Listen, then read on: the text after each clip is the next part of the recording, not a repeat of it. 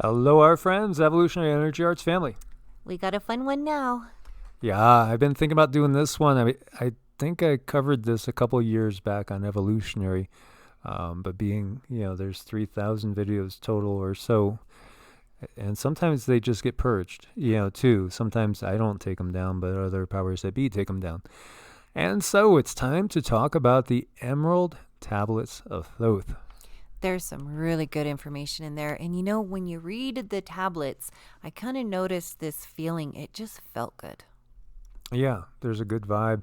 And really, I gotta say that when we look at all the different traditions, the esoteric, the hidden traditions in the West, compare them with, say, the Vedas, the Puranas, and their cosmology, and then compare it to, say, the Taoist philosophy as well, and what the Buddhist monks have done in meditation, mapping out all these different layers to our reality, the Kabbalah, you know, it all goes together so well. You could see how it all flows so seamlessly, really, where they're all talking about the same thing.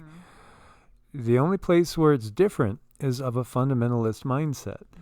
That is a very different outlook on things, a very, very, kind of closed off, dogmatic outlook. And in my personal opinion, that mindset is being fostered and has been fostered to keep the divide and conquer going on this planet. Because when we look at all these esoteric traditions, it's all the same stuff. It might have a little bit of different window dressing on it. And again, it's kind of like, bringing the same foods to a table, and you're cooking with the same food. It's going to taste a little different if it's Italian, a little different if it's Chinese, a little different if it's Mexican. But it's still the same food, ultimately. Right. And we have this here, which I really, really do. I love the Emerald tablets. I think they're a lot of fun. I think there's a lot of valuable information in there. And I think this is something that can actually scoot people's consciousness upward. Most definitely. And it was interesting because I think I just mentioned them saying, oh, we got to do a video on the Emerald Tablets again. And then you were coming out with stuff that you were getting from the guides and the galactics about it. And I thought it was like kind of stunning. Well, it actually raises your consciousness. When you read it, when you say the words, it changes your vibration. Well, the last video that we did, we talked about mantras as well as other things and ways to raise your vibration. One of them, most certainly, is understanding the bigger picture. And one of the secrets that's given in the Emerald Tablets is that we are residing within the mind of God. Infinite intelligence. It's the same thing again. And I was sharing with you guys the fact that we are basically, according to Vedic tradition, we're living in basically the body of God again, the mind of God ultimately, whether we call it Vishnu or Shiva or whether we call it anything, it doesn't really matter. Those are all just human attempts at describing something that's indescribable. But at the same time, it's really liberating to understand the greater reality. It really, really is. When you can take something and make it kind of you or make it personified so that you can understand and use that parallel to help yourself grow and thrive, then that's always fun. Oh, it's fun and really interesting. So I wanted to just read to you a couple sections from it. And there's so much as far as just these gems in there. So just ponder. For people that haven't been exposed to this, you want to take it in small little doses and just let yourself ponder it. Just like if you're reading the Tao Te Ching or if you're studying the I Ching, you want to just let these things settle in. The Yoga Sutras are the same thing. You want to let them just settle and resonate with you and wait for that gnosis, that aha, to really hit you. And that's really fun when you get that aha moment. Those are probably my most favorite moments, to the point where I'll write them down because it just feels good.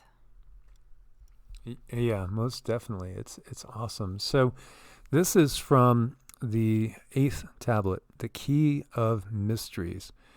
Unto thee, O man, I have given my knowledge. And this is Thoth speaking. By the way, some, including Sitchin, have wondered if this is actually Ningishita, which is the son of Enki. And if I say that to you, does that resonate, yes or no? It does. There's some connection there. Not fully known, but there is connection there. Interesting. So, unto thee, O man, I have given my knowledge. Unto thee I have given of light. And again, light is information. Light is knowledge, which knowledge leads to gnosis, which is that understanding that is experiential. Hear ye now and receive my wisdom brought from space planes above and beyond. And so one of our dear sisters that we love a lot, and we talk to her every Monday, she's got diagnosed with the plague upon the land, and says it does feel pretty intense. So I want to send prayers and best wishes to our sister Carm. Yes, please do send her energy and best wishes, and we do love you, Carm. She had sent me the Bu Mandala, which is a representation diagram of the universe, and it is basically Hindu in origin. But at the same time, this is what they're talking about, these different dimensions and planes which are above and below and all around us. When we start to understand that, you and I are not just even, our consciousness is not just isolated on this one plane of existence. And as we grow and change into something different, and something much more, quote unquote, all-knowing, we'll start to recognize that, and it's going to be a game changer. So, again, hear ye now and receive my wisdom brought from space planes above and beyond. Not as a man am I, for free have I become of dimensions and planes. In each take I on a new body. There you go. Now that's the Bhagavad Gita, and that's Krishna saying to Arjuna, what the difference between me and you is? I remember my incarnations. And so Krishna is somebody with gnosis. Or you could say he's self-realized. Or you could say he's enlightened. He understands that he's lived more than once, that he's not the body. That's just the vehicle he's in right now. That's the vehicle his consciousness is utilizing at that moment. So there you go again. It's what we use. So, just realizing that takes away a lot of fear from life. Mm-hmm. Realizing it and, finding that inner knowing and accepting it. So, and each time he comes, he takes on a new body. And so do you, and so do I. In each I change my form. Know I now that the formless is all there is of form. And ultimately, when you look up into the sky and you see stars, they're beings, just like you and I. And at the same time, certain beings on other planes of existence would walk by us. They wouldn't see our bodies. They'd see stars. Right. And I thought that was really interesting when I was looking at certain beings looking at us. What they saw walking through the forest was stars. It was beautiful. T. Lobsang Rampa is another author from, about 70 years ago. That was some of the earlier works that I studied, and from a Buddhist light. And his teacher, his master, came out to him, and Lobsang was like staring up at the night sky, and this is in the Himalayas. And his master says to him, Lobsang, why are you marveling? Do you not know that if you shrank yourself, your body down to just the head of a needle and looked up at me, you would see the same thing. You would see just all these stars, or what appears to be pinpoints of light, that make up our bodies and really our energy field. That's really what we are. So when we're looking out into the night sky, we're again seeing all these different beings, but each one of them is the cell in something much larger. Right. And that's a really fun thing to ponder and think about. It is. It is. And again, that changes our fear-based perspective on things, because we are eternal and we're not dependent on anything else for that, eternal spirit, eternal soul. That's just our nature. We are consciousness. We are consciousness itself exploring its own creation. That's the bottom line.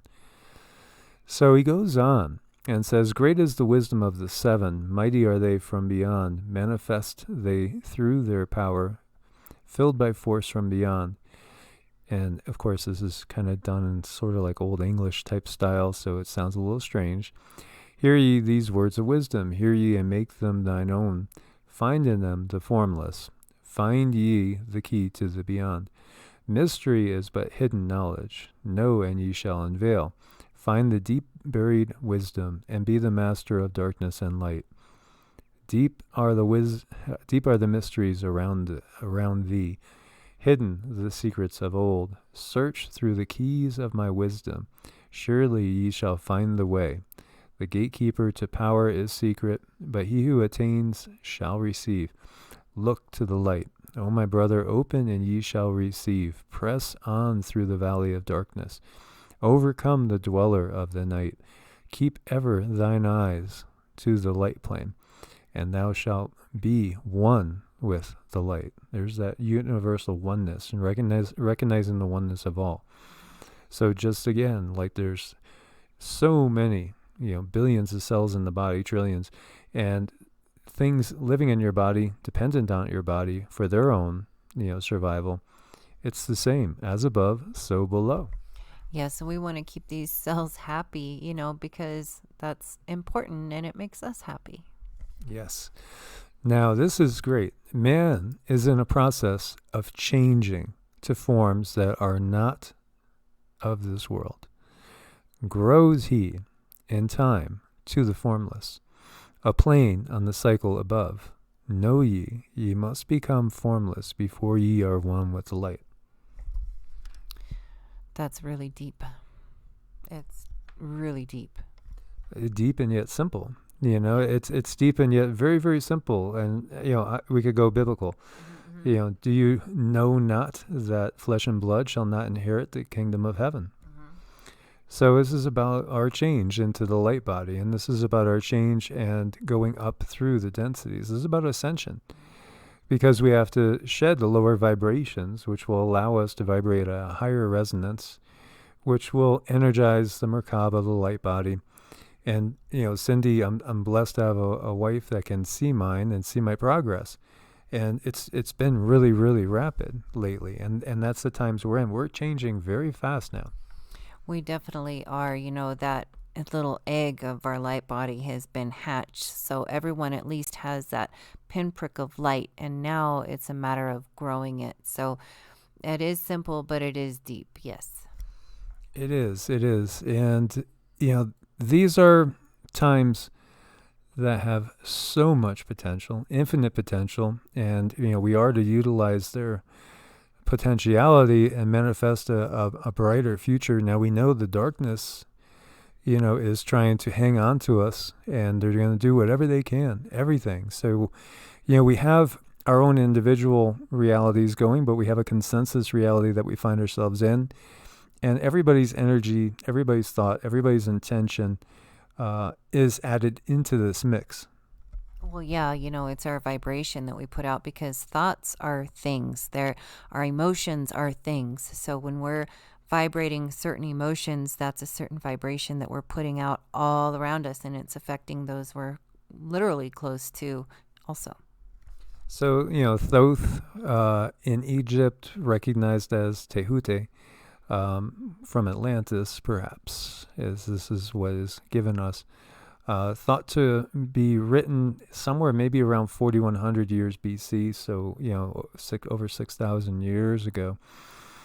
We can see the evidence that there was a civilization that was global, really, and very advanced in many ways, and yet seems to have self-destructed or open the doors to energies that cause their self-destruction. Yeah, a lot of things happen that we don't really understand or know. And I have a PDF here I'm going to give you guys too, and you could go through it. It's not that long, there's like 61 pages.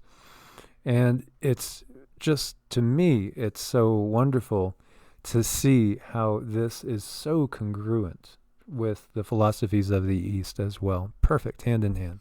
It is a lot of fun because the guides did tell me that there's codes in here, certain codes that do unlock our energy bodies and can remove blocks too. One thing that's interesting too is they talk about this. He says, "Speak I of ancient Atlantis. Speak of the days of the kingdom of shadows. Speak of the coming of the children of shadows. Out of the great deep water were they called by the wisdom of earthmen, called for the purpose of gaining great power.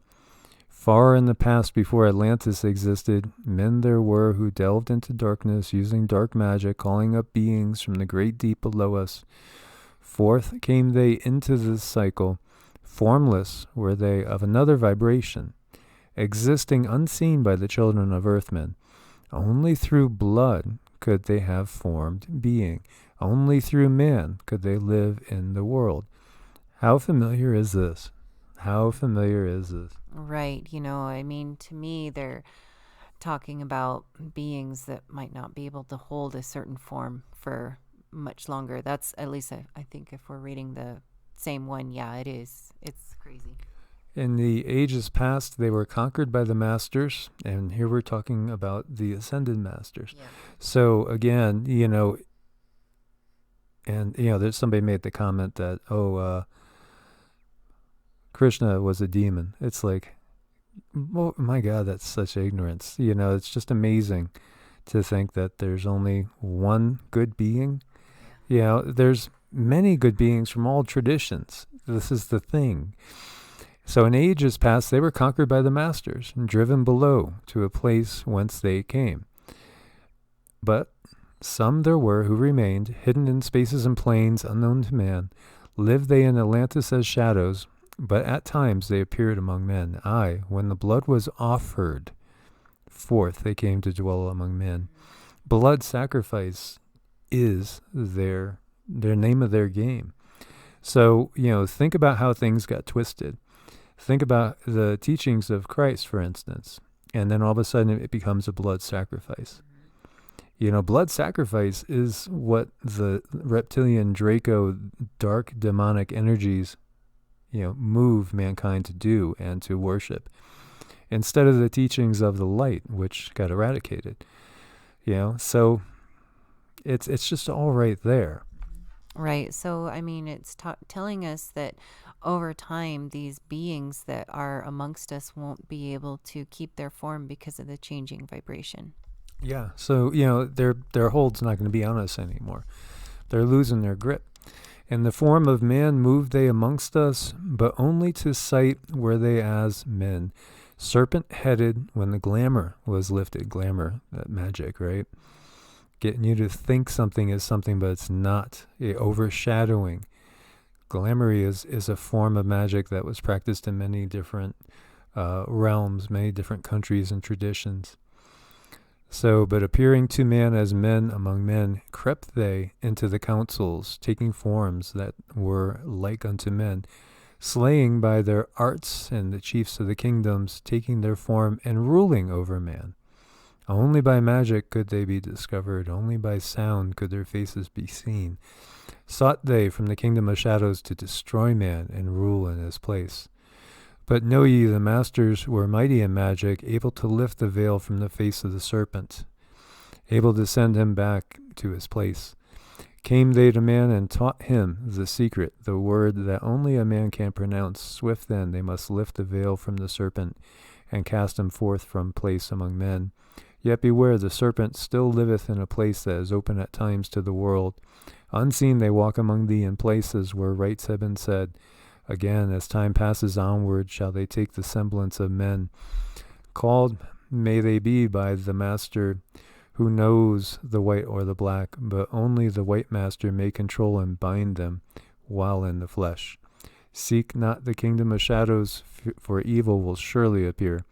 For only the master of brightness shall conquer the shadow of fear. Know ye, O my brother, that fear is an obstacle great. Be master of all in the brightness, the shadow will soon disappear.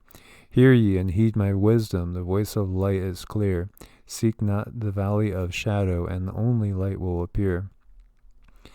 So there again, we don't give in to the darkness, and we must rise above. But you have to be aware it's there, though. Yeah, definitely. That awareness and that knowing and understanding does help, because then that gives you the ability, like if you know what you're up against, you know what you need to do. So that's important. So I just wanted to share that with you because, this is most definitely a strong verification of what we're going through. And boy, does it give credence to everything David Icke's been saying for so many years. It sure does. That's a good book. Yeah, very interesting. So we'll have the PDF for you guys.